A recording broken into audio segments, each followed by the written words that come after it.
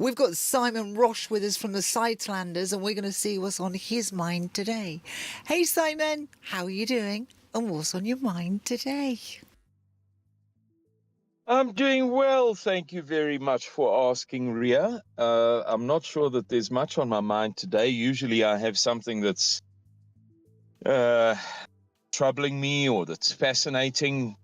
But quite honestly, I don't know if there's much going on at the moment that is all that fascinating. I think that the talks in Oman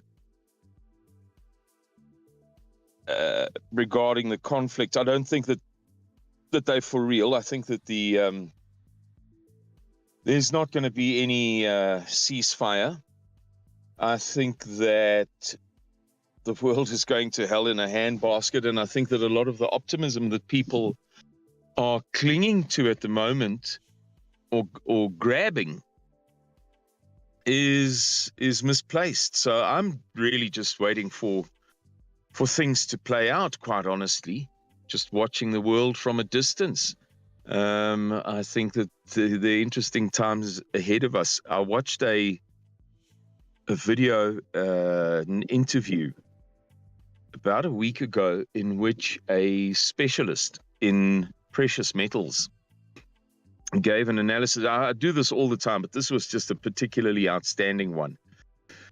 Clear, good communication. To digress for a minute, I watched a video this morning by it's a British team, if you like, who it's called The Learning Hack. And so I watched one of their videos for the first time ever, and the main guy of the podcast interviewed a chap who has some sort of stellar reputation in the world of learning. How do we learn? What do our brains do, and so on. And it was just fascinating to me to observe, he was talking about how people get convinced of things. In other words, they learn something and then that's it for them. There's never ever going to be any change. He said the best way to achieve that learning is through simplicity. He said it's one of the tricks that teachers, be they professors or grade 1 teachers, miss the most. It's in the world of teaching and learning, one of the least understood things. So that the simpler you keep it, the more likelihood there is that people will get it and get it forever, get it well. And this guy just did I'm reverting now to the precious metals chap, did a very good job of explaining very simply some difficult and advanced concepts. And one of the things that he revealed was how when there was a silver run in 2020, it was driven by ordinary people who were afraid that this is now speculative. It's him speculating. So they know that it's retail sales. Everybody understands that. And he adds in why he thinks ordinary folks like you and me bought silver in 2020. He said it's because of the COVID and people panicked and they weren't sure what was going to come next. And they sought the safety of silver as a timeless form of money. He said that what's happening now in gold and indeed in silver, although it's not reflected in the price, is neither of those are being driven, the volumes. So they're huge volumes of silver being traded at the moment. And of course, we know about the gold price going through the roof. He said neither of those activities is being driven by ordinary folks. He said it's all huge investors. And he showed a couple of graphs, and he revealed that unlike, I don't know, I want to say since forever, but of course that's an exaggeration. Unlike typically, most of the trade is in physical delivered precious metals. So when you and I see the gold price, if we go onto goldprice.com, that price is the future paper spot price. So it's what the markets are recording right now. And that's the easiest thing to record and to show. So when you watch the 8 p.m. news and it says oil is at such and such, and gold is at such and such, and silver is at such and such, the dollar, the pound, the euro, it's not what's being traded in this very moment. It's what people are willing to agree to pay down the line. And you know all about that kind of stuff quite well, Ria. And he said that the trade in the future paper spot, so in derivatives, in bets, in shorts, in longs, all of that like stuff that doesn't entail taking delivery of an ounce. He said he showed a graph in which it has dropped by like 80%. And then he showed another graph revealing that that loss of 80% has transferred to physical precious metals delivered. And that is just, it's a revelation. It's like, sometimes you wish you just knew. You might hear about somebody who has some sort of spiritual gift and they can see the future, or they're forever getting words from the Lord. I certainly am in such a community. Suidlanders, very religious. It's an organization that attracts conservative religious people. And so I know about half a dozen people who, know about half a dozen people who have these gifts, And you think to yourself, I'd love to know what the weather is going to do, or the gold price, or what the future holds, that kind of thing. And I feel as if that video gave me an advantage over all of the people who didn't watch it, who don't understand this stuff. So there'll be many people listening to this broadcast who will understand finance and economics, precious metals and so on, and they'll get it already. But there'll be an overwhelming majority, probably at least 99-1, of listeners to this broadcast who don't really understand this stuff. And I, as much as I've dived into it over the past 7 or 6 years, I'm not a real fundi. I can talk about it because I can regurgitate what I learn. That doesn't mean that I understand. If I memorized a calculus lesson given by the top calculus professor in the world, I could relay it to a class of calculus students well enough. And hopefully they would get it. I would use all the same words. And that's to some extent what I do. But I'm not a genuine expert in the field. And this for me was like getting a secret key to a door, or getting the combination number for a safe. It just provided me with a simple, straightforward, clear understanding of the fact that the most powerful money entities in the world are betting on kingdom come, betting on doomsday, betting on all hell breaking loose, because they've taken all of their speculative investment in paper gold and paper silver, and they've plonked it into physical delivery. And funnily enough, some of your listeners will be familiar with the fact that when you buy gold and silver, if you're a monster investor, and let's say you did want physical delivery, there are specialized services all over the world whereby you don't actually receive physical delivery. It goes to somebody else and they steward it for you, Another layer of bull dust, if you ask me. Don't worry, it'll be safer with us. Okay, yeah. Don't want to lose all of that. Heavens above. Robbers could come tonight. Where would I be then? But this big move at the moment consists very largely of these enormous institutions taking physical delivery into their own vaults, as opposed to a third party that specializes in looking after gold.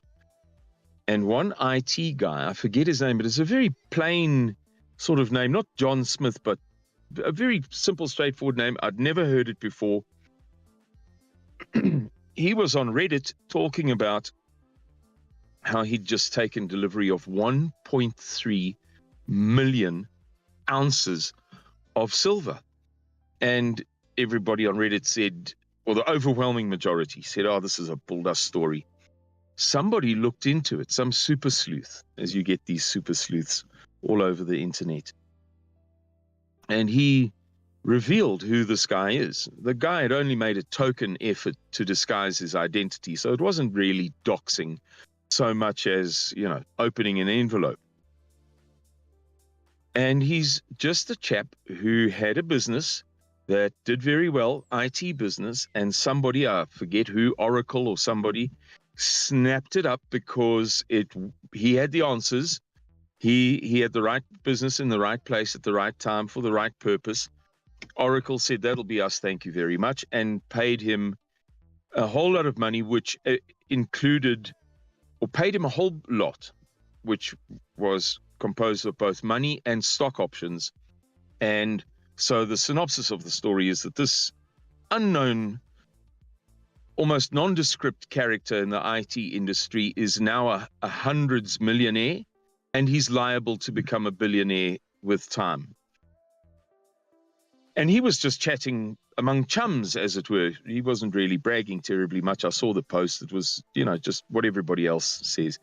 A big day in my life, bought 1.3 million ounces, really proud that I took this move. Some sort of like nerdy thing where he tells you that his IQ is 240, but it was never, ever meant to be bragging, just a clumsy nerd, unable to communicate like other people do, and ends up sort of looking like a braggart when he wasn't really.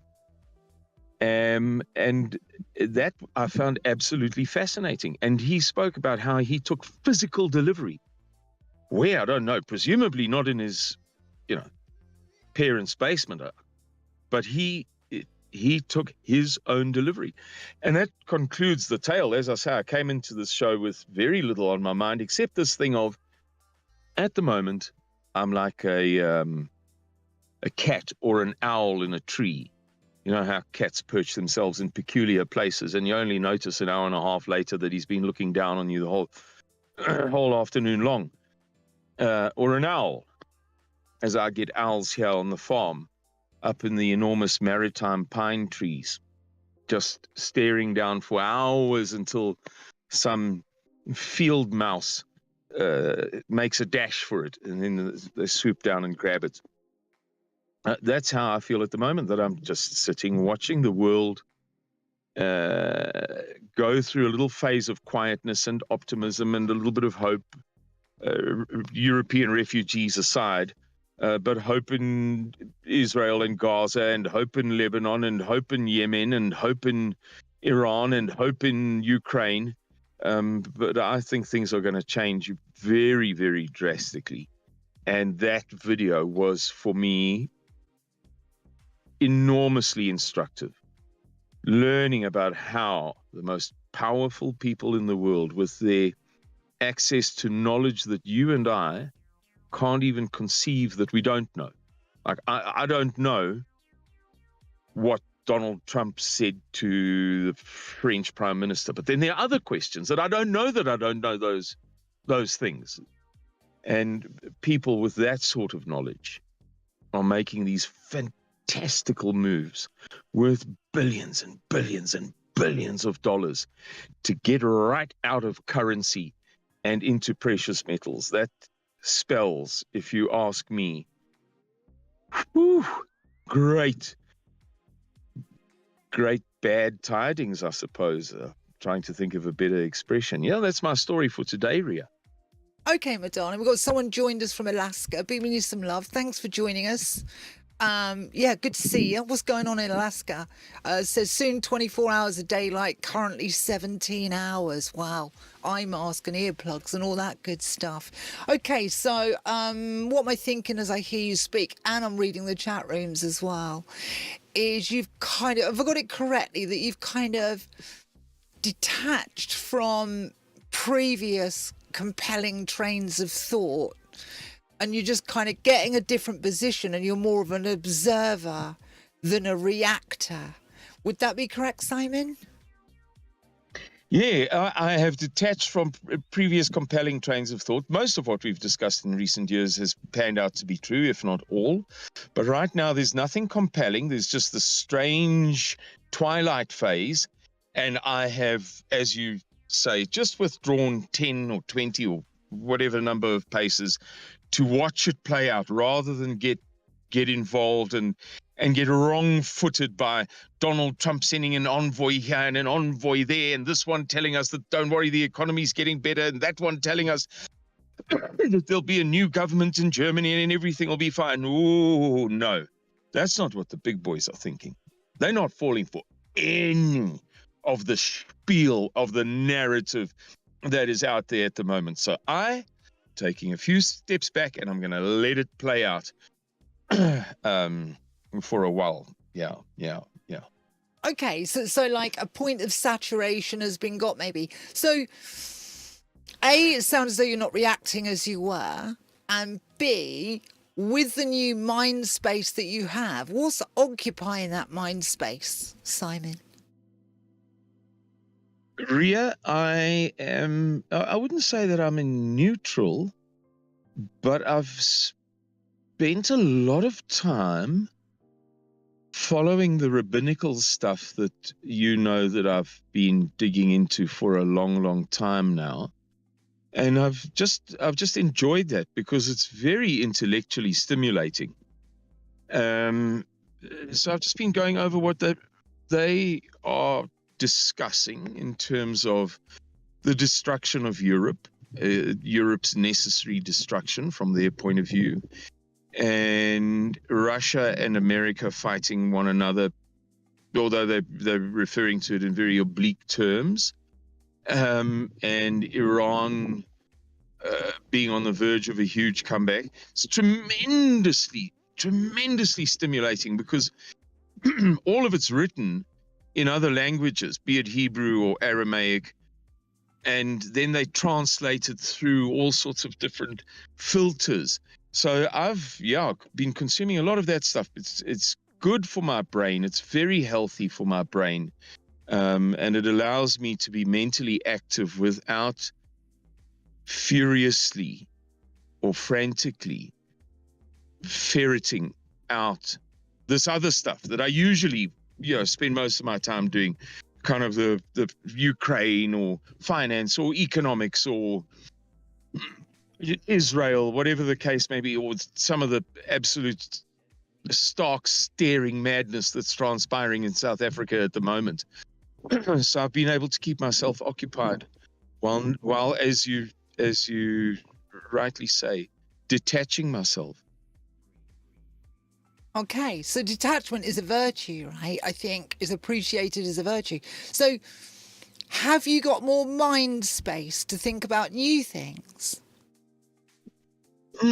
Maybe, Ria. I find myself regretting not having done certain things sooner. I'm in my mid-50s. I'm living in a great place. My health is a lot better than it has been in years.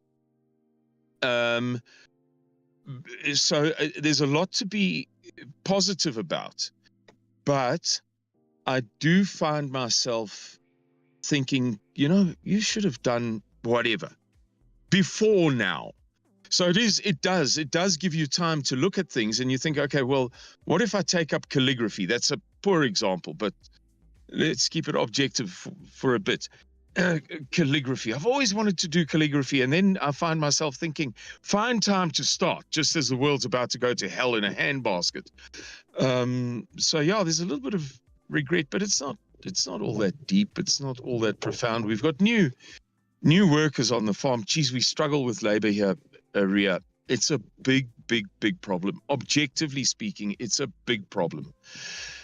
And anything that I might say is just going to be misconstrued as racist. The simple reality is that the people that we work with are simple folk, and they're alcoholics, and they don't like work. A famous liberal Oxford Don called R.W. Johnson. He was born in South Africa and was a Don at Magdalen College at Oxford University for decades and decades, is now withdrawn from Magdalen College. And he gave a speech recently in which he's the only person who could have gotten away with this, in which he spoke about the genuine absence of a culture of studying and learning among the indigenous peoples.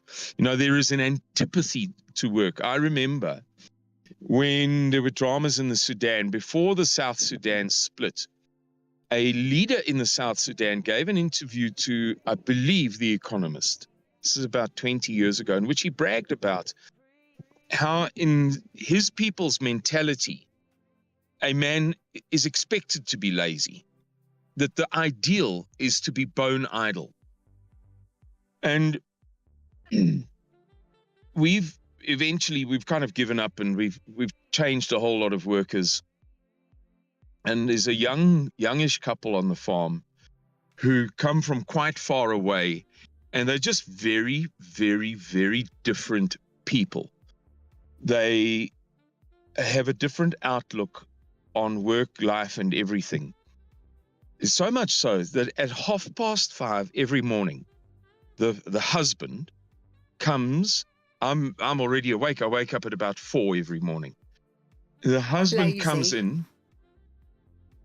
Yeah, it works for me, Ria. Early to bed, early to rise makes a man healthy, wealthy, and wise. And it's a funny thing. If I can give you or teach your listeners a trick that anybody who wakes up early will tell you. There's nobody who wakes up early who has a different story to sell. You win.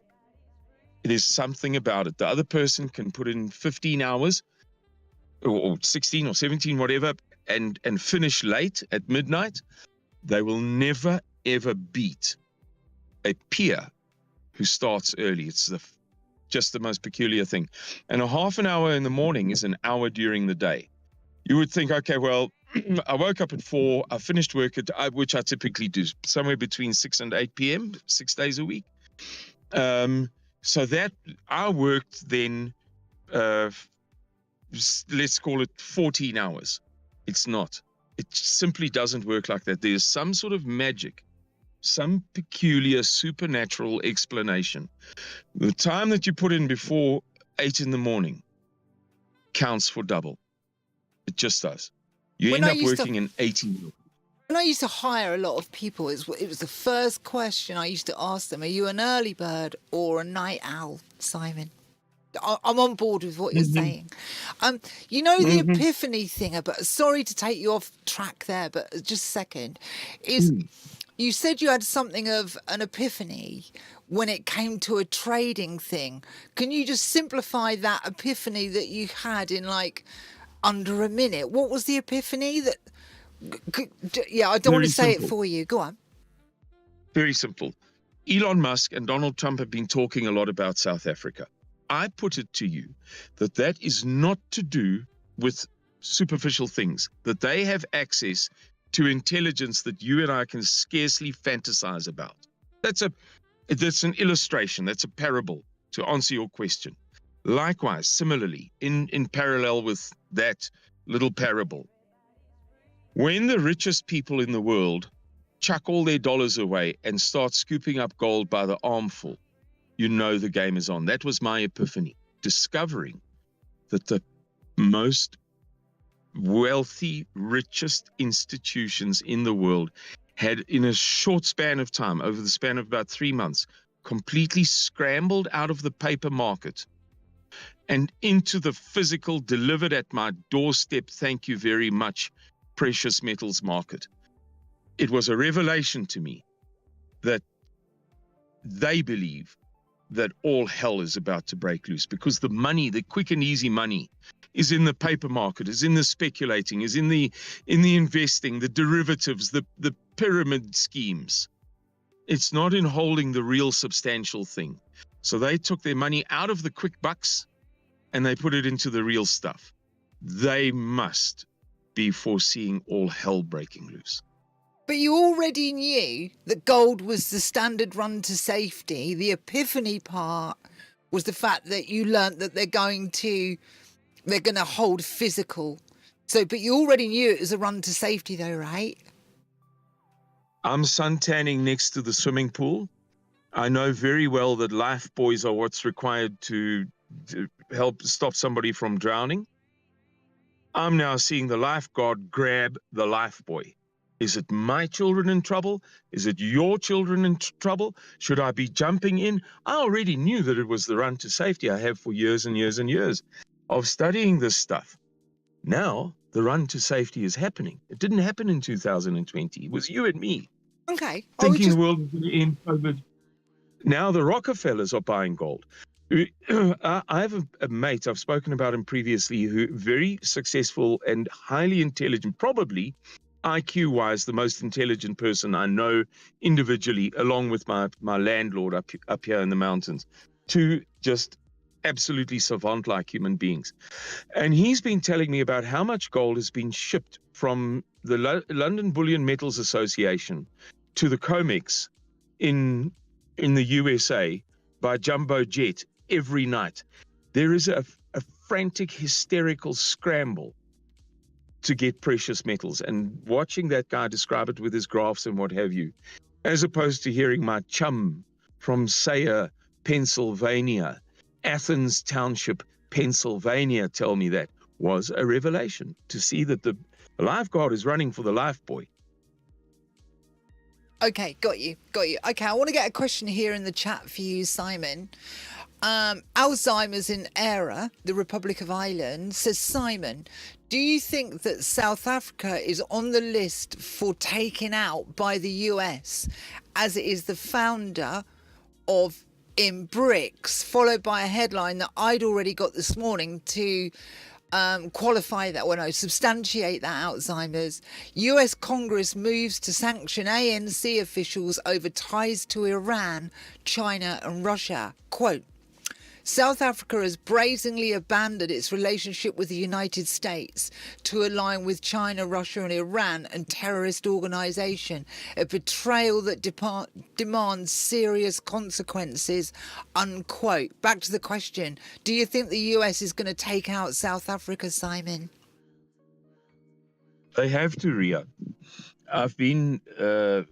I don't know if you've ever heard of Colonel L. Fletcher Prouty. He's a guy, I don't know if he's still alive, who revealed certain US CIA stuff some years ago, about 20 odd years ago, dating back to World War II. And I've been watching a whole bunch of his stuff and some other stuff. Geopolitics is something beyond yours and my understanding, really, for the most part, with all due respect to you and no disrespect to me either. There is no way that they don't already have plans for securing the Southern Sea Route. The Harry S. Truman, we've now seen the pictures, it was struck. It was struck. They managed to obfuscate, but the Yemenis did strike the Harry S. Truman. The amount of traffic through the Suez Canal right at the moment has gone down a lot. We all know the story dating back approximately 6 months when it began. Without the Suez Canal, there is only one sea route to service about half the world. There's the other way around Cape Horn, in which case you can write off about a third of the freight vessels in the world. Otherwise, it's the Panama Canal, and we know that the USA is lining up to secure that. That leaves for the rest of the world the Southern Sea Route around the Cape of Storms, as it was called, as it's now called the Cape of Good Hope. There is no possible way whatsoever, there is 0%, nil exactly, that the USA has not already concluded how it is going to manage the matter of vassalizing South Africa. Then there's a lot more to talk about, and I'll be very, very brief. I could talk for an hour and a half on precious metals in South Africa. I'll give just one illustration. Because of the ANC government, the world has stopped investing in South African gold mines.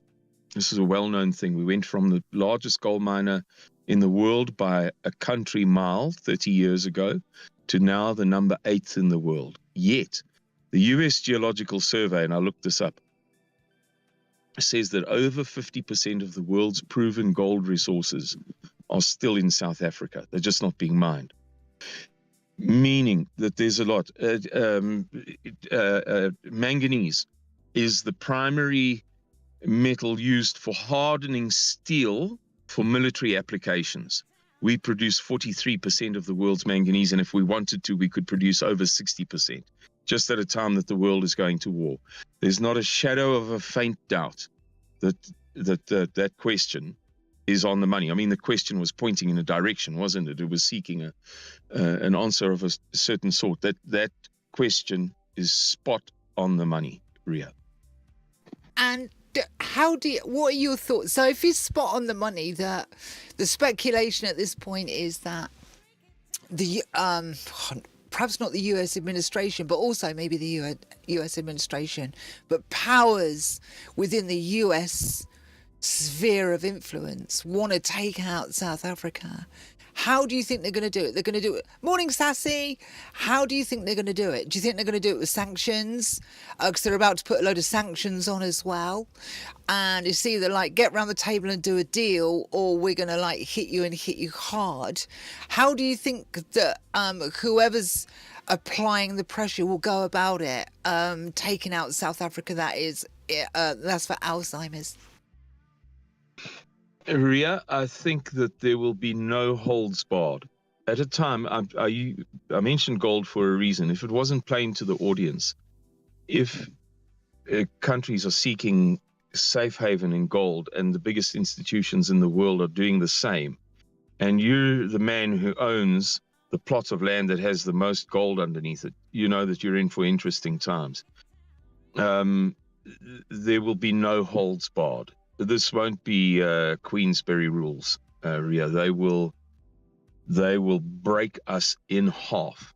And it was well said brazenly in that little quotation. South Africa has been brazenly thumbing its nose at the USA. Our president has been extremely cheeky. He said recently, he echoed Mugabe's words about Tony Blair. Let Blair keep his Great Britain and we keep our Zimbabwe. And our president said, let Donald Trump keep his USA and we keep our South Africa. In other words, let him get his nose out of our affairs. Then, in a calculated move, one of our top analysts convinced me of this in about the first 40 seconds of his reasoning. Our ambassador to the USA said in a Zoom call that Donald Trump is a racist white supremacist. The Americans kicked him out the same day. So what has our president just done? He's nominated as the replacement of that ambassador to the United States of America, a guy who's on record as having said the same thing. Donald Trump is a racist white supremacist. He's proposing him for the ambassadorship. We are brazenly antagonizing the USA. I believe that the most senior echelon of the hierarchy of South Africa knows that the USA is coming, and it's coming, as we say in South Africa, with a sore heart. We are about to get thumped hard. And of course, we're caught in the middle because the USA has its designs will be on the Southern Sea Route and whatever else that we've already discussed. Manganese, we produce 83% of the world's chromium. In the year 2005, I think it was, we produced 100% of the world's chromium. There's no way they're going to leave us alone. They're going to come, but we've nailed our colors to the BRICS mast. So we're going to get a lot of Chinese and Russian participation here. It's not going to be us versus America, or the ANC versus the United States of America. We are going to be a battleground of far, far, far greater forces. And my fear, Ria, is that it is far more imminent than anybody's letting on, than the various things that Elon Musk and Donald Trump said in their first days in office, man. You know that means something. It's not coincidence. All of those things that they said in the first few days in office, from the afternoon of the 20th through to about the 27th, 28th, 29th, unrelentingly, every day there were 2 or 3 statements from the most senior levels of the US administration about South Africa. That wasn't to do with Starlink being banned in South Africa. It wasn't to do with the 180 per 100,000 murder rate of white farmers in South Africa. It wasn't really to do with Afrikaner refugees being granted as some sort of an asylum in the United States of America. It was about something far, far deeper and more ominous. Big things are lowering on our horizon, Ria. Really big things. Okay, while you was talking, I put that in GPT to see what the import-export situation is between the US and South Africa, lovelies, and I'll tell you what it is, because this may be something to watch this. In 2023, the United States exported goods worth 6.85 billion, which doesn't sound that much at all, does it? Crude, aircraft, spacecraft, petroleum, gas, machinery and boilers, optical, photos, technical and medical, electrical and electronic equipment, pharmaceutical, plastics, rubber, and some chemicals. And then South Africa exported to the US 13 billion. So just that basic number, right, lovelies? South Africa exports 13 billions worth, and the US exports 6 billions worth. And South Africa exports these products: platinum and other precious metals, 3.4 billion. Automobiles, 1.6 billion. What cars are they then? Other precious metals, 1.3 billion. Aluminium, 500 million. Machinery and boilers, 500 million. Iron and steel, I won't do the numbers. Slag and ash, and edible fruits and nuts, organic chemicals and miscellaneous products. So we've got a 13 billion. South Africa's getting in, and the US is getting in 6 billion. Hence, they're not that happy. Any thoughts on those products, Simon? Yeah, Ria, the first thing to say is that to look at it in numbers is somewhat misleading, because, to give you a for instance, I smoke a good brand of Japanese cigarettes, you know, like the Japanese own Camel and so on. I smoke Winston. They cost me about 60p in South Africa. Likewise, the last time I toured the USA for 3 months in late 2023, I couldn't find a Coca-Cola for under $1. Nobody in South Africa in their right mind would pay 20 Rand for a Coca-Cola. So the list goes on. It's in European terms or American terms, it sounds like small numbers. To us, it goes a long, long, long way. The purchasing power parity really is everything. And the other thing to say is that we're the world's 4th largest coal exporter. The same with the gold. Over 50% of the world's proven resources, 83% of the world's chromium production, 43% of the world's manganese production, at a time when the world is ramping up arms, one of my brothers is a world famous specialist. He, at the age of 22, he was the chief consultant for the top company in the world, which is a German company in high-speed electronics. And so he knows a lot about where high-speed electronics is being used. And he was telling me recently about the ships that are lined up off the port of Saldanha to take delivery of manganese to race it off to China. There is a frantic, desperate need to lay hands on the things that we produce, even though we are not the most important country in the world. We're the world's 38th largest economy, but we alone, all by ourselves, completely control the Southern Sea Route, the world famous of hundreds and hundreds of years Southern Sea Route, all just by ourselves. You can skirt around Gabon and Congo and the other Congo and Angola. Likewise, Mozambique, Madagascar, you can give them a wide berth. You can't give, because South Africa lies so far south, you can't give South Africa a wide berth. And also the coaling facilities and the bunker oil facilities don't exist in Gabon and the Democratic Republic of Congo. So it's just to look at it in terms of a global economy that's $77 trillion and Europe exports $100 quadrillion a day to Burma is misleading. In numbers terms, we don't look powerful, but in purchasing power parity terms, it's life and death to us. And in terms of the value of the commodities that we export, it is important. If the world's fourth largest coal exporter got removed from the supply chain tomorrow, you wouldn't pay 50p more per megawatt hour or per kilowatt hour for electricity in Britain. You would pay £5 an hour more. Like with the oil crisis, the 1970s embargo, the oil shock, they tamped down oil production by percentage points, but the price of crude oil in the USA rose. Not in crude oil.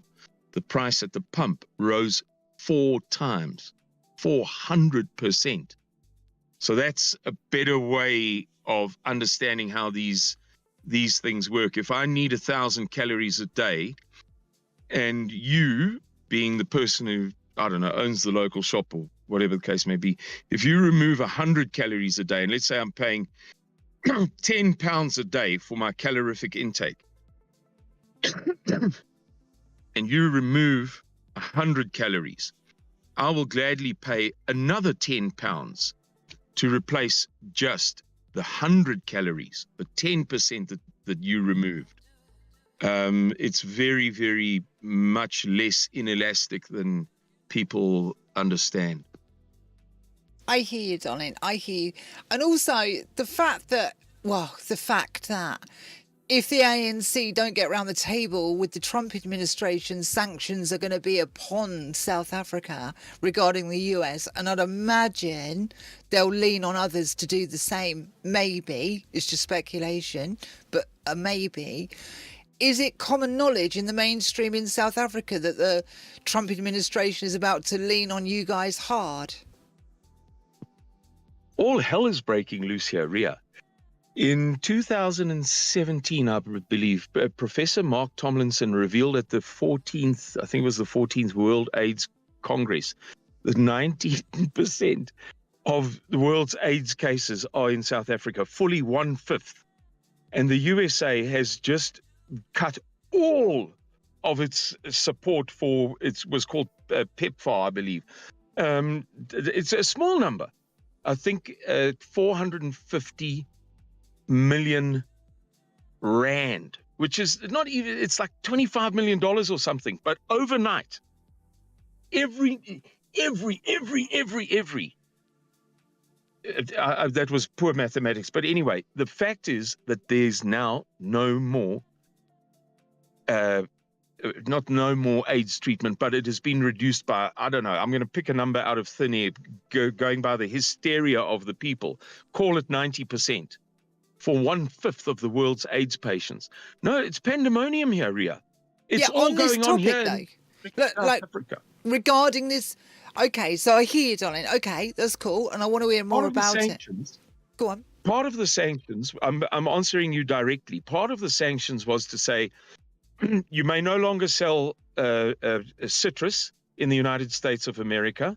Boom! Our entire citrus industry devastated, not decimated, because that means 1 out of 10, 9 out of 10.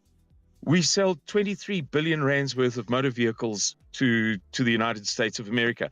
23 billion is nothing in your terms, but in our terms, it's what keeps our entire motor industry alive. We have in the whole world, or we did have, that may have changed in recent years, the world's only independently owned Toyota plant. We have the first Mercedes-Benz manufactory outside of Germany in the whole world. We have an enormous Volkswagen plant, an enormous BMW plant. We produce Ford, Mazda, Isuzu. The list goes on in South Africa, but it teeters on the edge of a precipice. Right now, they're saying everything will close down. Ria, the Donald Trump sanctions, never mind what he's still going to enact, what he's already enacted, the cutting of the AIDS subsidy, 450 million rand, or perhaps it was dollars, I forget. It's not something I follow closely, has elicited nationwide hysteria on every single channel from the morning until the night, every day, including Sundays. Got you. Okay, I'm here. So I didn't know that. So just to be clear, I didn't know that. I didn't know it was hitting the mainstream that hard down in South Africa at all. And then there's another volley to come by the looks of it. 'Cause that, when did I get that headline? I got it this morning. So I'm guessing something's been said out the US administration to, I don't know, lean in even harder. Morning, Sassy. Beam you some love. How are you doing? Thanks for joining us. Head of complaints. I think someone was going to complain earlier, actually. They're going to write to you. Yeah, no, I hear you, darling. Anything, right, so where are we? 52. We've got to close out, Simon, or begin the closing out process. It's good to know, it's good to find out firsthand what's going on down south there, because, like, it's crickets here. We get no news on South Africa at all in the Western press, really, unless it's like something like a big deal, like someone from the US administration has spoken and, you know, it's a bit doomy, and then it'll make the headlines. But other than that, we hear nothing, Simon. We need to begin the process of closing out. And maybe also, did you think any more about taking up, like, if you're reevaluating what occupies your brain juice, have you considered doing, God, I'm going to ask you a question, you're getting a fit with me because you've only got minutes to ask, forget that, we need to begin the closing out process, darling, please. Yeah, Ria, there's not much to say except that all hell is breaking loose. I'm sorry that I haven't had all that much opportunity to describe it to you guys, but a lot of it has only happened over the past 2 weeks. It's been going on since January, as you know. And we've got this expropriation without compensation law that's coming in. There's huge, huge, huge stuff. But the key thing for your listeners to hear is that in spite of everything that's happened, what did our president do just a few days ago? It has been discussed in this past week. He nominated as the replacement ambassador a guy who is on record as saying that Donald Trump is this wild racist. The Americans must be livid with rage.